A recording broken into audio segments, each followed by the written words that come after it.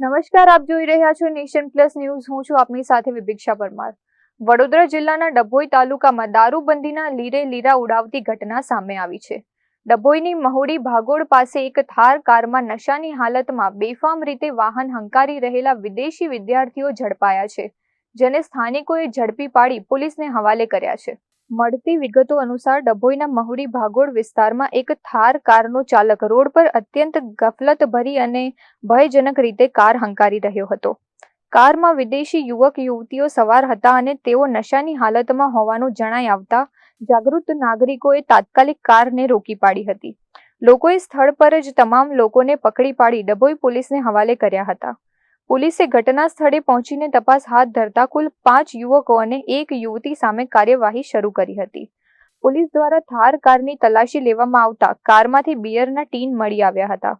પોલીસે કાર ચલાવી રહેલા જોર્જમેન જોન એતેપ સામે ડ્રિંક એન્ડ ડ્રાઈવનો ગુનો નોંધ્યો છે.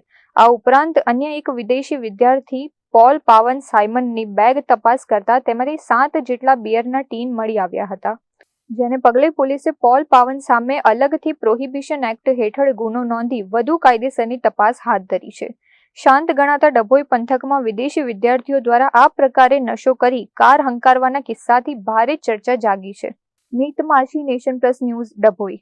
સમાચારોના સતત અપડેટ મેળવવા માટે અમારી નેશન પ્લસ ન્યૂઝની યુટ્યુબ ચેનલને સબસ્ક્રાઇબ કરો, બેલ આઇકન દબાવો અને જોડાયેલા રહો ફેસબુક, ઇન્સ્ટાગ્રામ અને ટ્વિટર પર.